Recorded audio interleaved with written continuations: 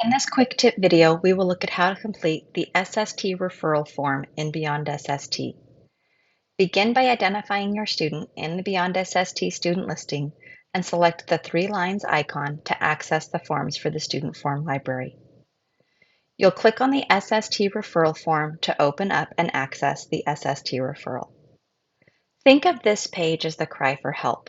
This is how you are communicating to your administrative team, SST coordinator, and any additional users what you think the student needs additional supports on. Who is referring our student for a formal SST? Is it you, the classroom teacher? Is it a parent request? Have you received a notification from someone else, such as a physician, indicating the student may benefit or an advocate? Indicate who is referring the student for their SST and the date that the referral to move the student to something more formalized is being made. BeyondSST has created lots of drop-downs throughout their forms to make this a fast and speedy process for you. So for students' interests and strengths, we'll begin by looking at what the student likes and does well. This shouldn't be an entirely negative experience, and we shouldn't just be focusing on where our student is struggling, but identifying those areas that the student does do well and enjoys so that we can incorporate those into the SST process and possibly our interventions. So under the student's interests and strengths, you will be able to scroll down and identify any areas that you think are appropriate for your student. Once you've selected the boxes that are applicable, you'll see that they begin to appear on the form. This now shows that you have selected those individual areas that the student does well or is interested in. If your colleagues or peers are also completing the form, you may see an increased number next to the area of improvement, or you may see that the area does not have a dark green number, but a light green number, indicating that your colleague has selected that option, but you have not. As you scroll down past the student's interests and strengths, we begin to look at the student's concerns.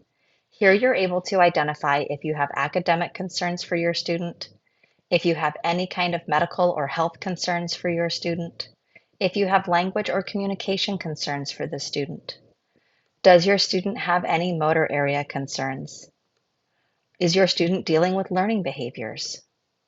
Or are we looking at possible social emotional concerns for the student? Some of these areas will have multiple options to choose from, and some of them will have fewer. Simply scroll down and identify those areas that you find appropriate for your student. Remember, a referral for SST is not always a referral for special education or 504. It could stop at the SST process. But if an SST is not sufficient and the student is going to need additional supports, the supports are not always going to be an IEP. In some cases, our student has medical concerns that would be more appropriately served through a 504 plan. This is where making sure you identify any medical or health concerns come in very helpful. Underneath the behavioral and social emotional concerns, we ask that teachers also provide any kind of information on previous services that the student may have had. This is important because as we look and evaluate if it's appropriate for the student to move forward with an SST or to move forward with an assessment, we'd like to see if they've already received any of those supports or if there's anything that they have that should have helped them and given them a little more support and they're still struggling or they're still failing. Underneath the previous services and programs, we ask for the student's learning style. This is very important because as an educator, you may have a specific teaching style that you like, but your student doesn't learn that way. And if they can't learn the way you teach, we need to teach the way that they learn.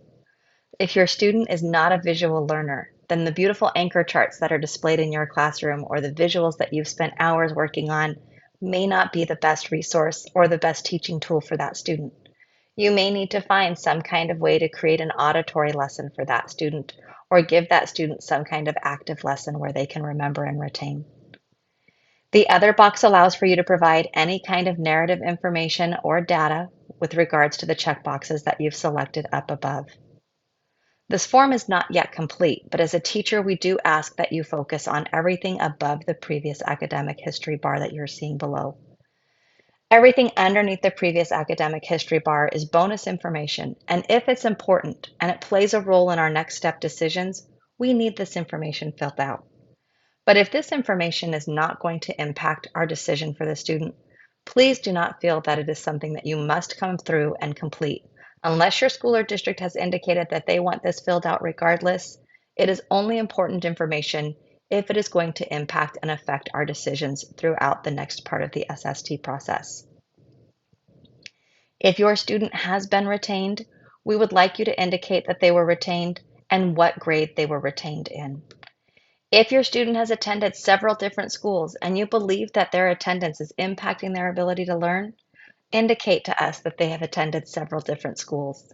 It's not uncommon for a child to move once or twice while they are a student in school, but when we have students who move 12, 13, or 14 times, that can impact their learning greatly. So we want to know if they have attended multiple schools. If your student has had several attendance concerns, please add that information here by clicking the Add Attendance box and indicating the grade level that your student had those attendance concerns. Indicate the year that those concerns come from, and then go ahead and share with your team how many of those absences that you see were unexcused, how many of those absences were excused, and how many tardies your student had. Attendance has a very important role in SST and IEP and 504.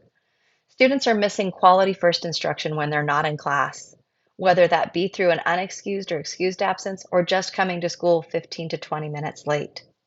Additionally, attendance impacts our ability to qualify students for special education, and in some cases, if the absences are excused, it may indicate that there's a medical condition and that a 504 plan may be more appropriate for our student.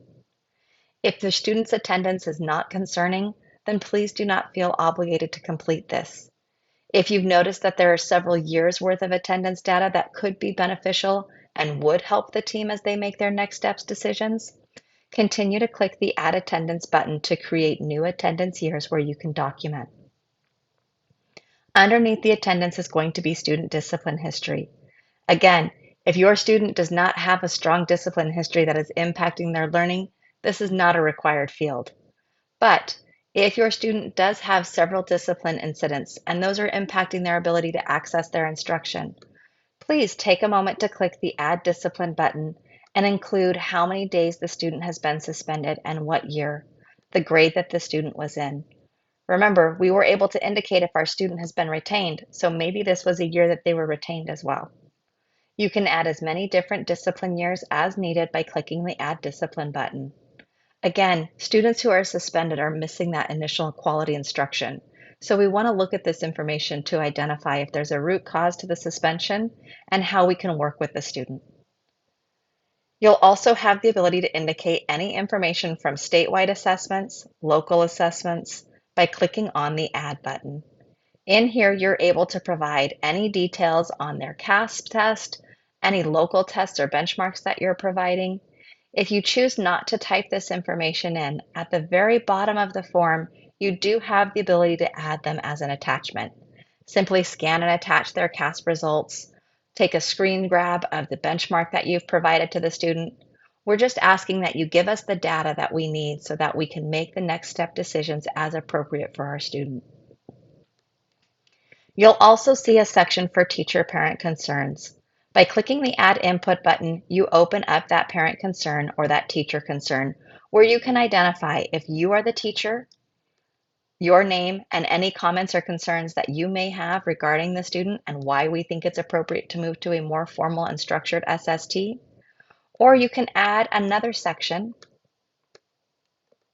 and in here indicate that you are the parent and provide all of the content that you need to from the parent's concerns.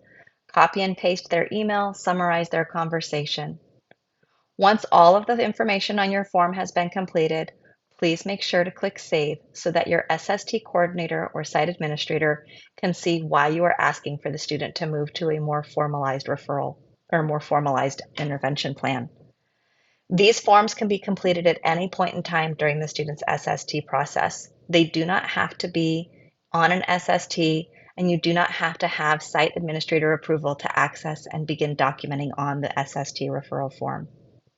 If you have any questions, we ask that you contact the SST Help Desk. Have a wonderful day.